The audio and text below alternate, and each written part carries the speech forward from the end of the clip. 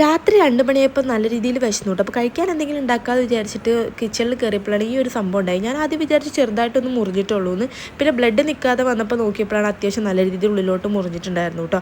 അപ്പോൾ ആ ടൈമിൽ ഹോസ്പിറ്റലും കാര്യങ്ങളൊന്നും അധികം ഓപ്പൺ ആയിരുന്നില്ല. അപ്പോൾ നമ്മൾ എമർജൻസിയിൽ കയറിയിട്ട് പെട്ടെന്ന് സ്റ്റിച്ചിട്ടു. ഇപ്പോൾ 6 സ്റ്റിച്ചുണ്ട്. 10 ദിവസത്തിന് കൈ അവർ അധികം അനക്കരുത്, വെള്ളം നനയരുത് എന്നൊക്കെ പറഞ്ഞിട്ടുണ്ട്. അപ്പോൾ ആ ഒരു ഗ്യാപ്പിൽ ഞാൻ നേരെ നാട്ടിലേക്ക് വന്നു കേട്ടോ. കാരണം നമ്മളവിടെ നിന്നിട്ട് ഒരു കാര്യമില്ല, പിന്നെ നാട്ടിലേക്ക് വരാമല്ലോ, അതിൻ്റെ ഒരു സന്തോഷമുണ്ട്. കൈ മുറിഞ്ഞാൽ നാട്ടിലേക്ക് വന്നതിൻ്റെ ഒരു സന്തോഷം ഉണ്ടായിരുന്നു. അപ്പോൾ നമ്മൾ ഫുഡൊക്കെ കഴിച്ചിട്ട് രാത്രി കയറിയിട്ട് ഒരു 6 മണിയാകുമ്പോൾ നാട്ടിലെത്തി.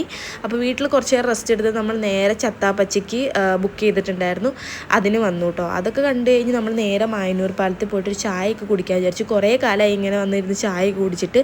പണ്ട് കോളേജിൽ പഠിക്കുന്ന ടൈമിൽ, പണ്ടല്ല ഇപ്പോഴും കോളേജിലാണ് പഠിക്കണം, പക്ഷേ ഇപ്പോൾ ക്ലാസ്സിന് പോകാത്തതുകൊണ്ട് നമ്മൾ അധികം ഇങ്ങനെ ഒന്നും വന്നിരിക്കലുണ്ടായിരുന്നില്ല. പക്ഷേ ഇതിൻ്റെ ഒരു വൈബ് വേറെ തന്നെയാണ് കേട്ടോ.